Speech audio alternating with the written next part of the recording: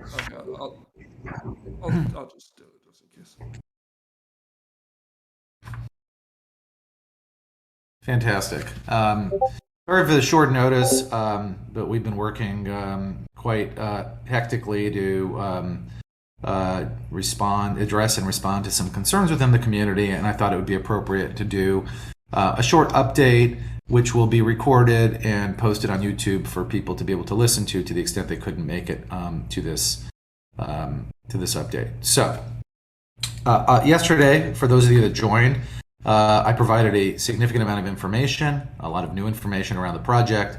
This information included an overview of the gamified economy, some of the changes to how we will initially launch the platform, and a theoretical analysis into the scale of the potential rewards that could be earned in the game. I hope you guys all enjoyed the AMA. We're a startup, and in a fast-growing startup, no one ever gets anything perfectly right out of the gate. In fact, it's the nature of being a startup that allows us the beauty and flexibility within our platform to be nimble and tack to respond to quickly changing things in Web3, the regulatory environment, the landscape for market demand, and our community's interest. In that spirit, I'd like to address a community concern that bubbled up after my AMA yesterday. Specifically, a subset of our community expressed concern over allowing players to earn rewards without owning an avatar. Our current rules permit someone to earn rewards from owning a fractional non-governing interest in a horse. Yeah, what that means is that based on the current rules, if you do not own an avatar, but purchase a fractional interest in a horse, and that horse wins a race, as long as that fractional interest is not a governance token, is not the governing token, then you would get paid that reward. The logic behind that from an economic perspective was to create a lower entry point for people that wanted to dip their toes in the game, start through syndicating, and then as they got more comfortable, they would then buy an avatar and be able to actually participate in the game fully. That was really what we were trying to achieve.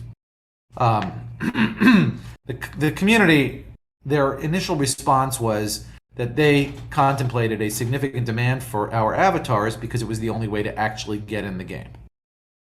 We actually agree.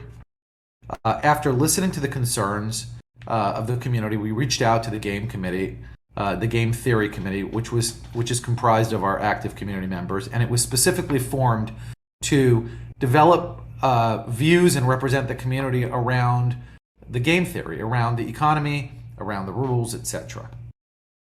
After we spoke with them, they came back and unanimously agreed that the views of the broad community that were expressed are their preference, and they would prefer that we modify the rule. We are listening. We will be modifying the rule immediately as follows.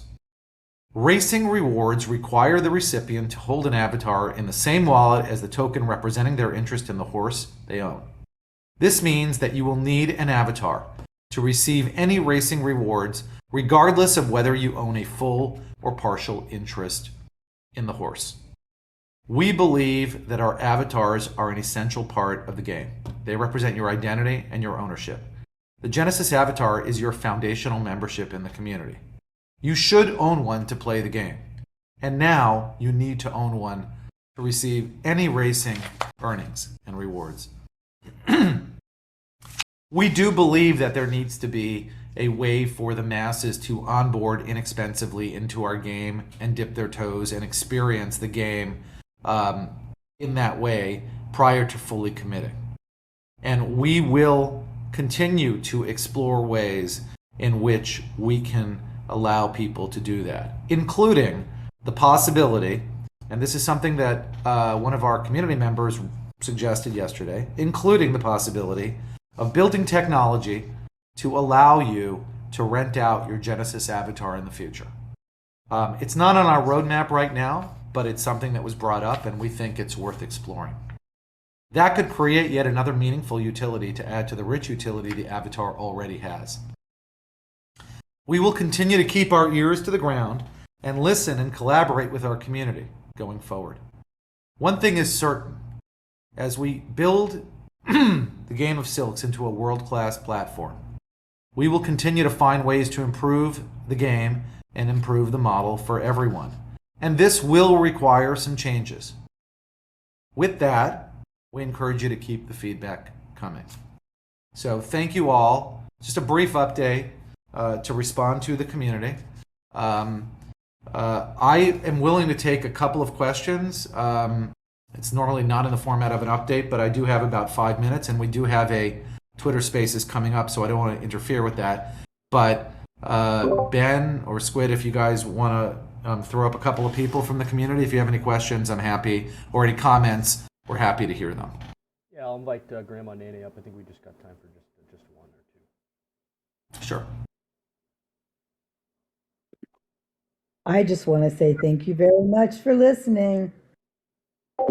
Welcome, and thank you for your contributions and your thoughts.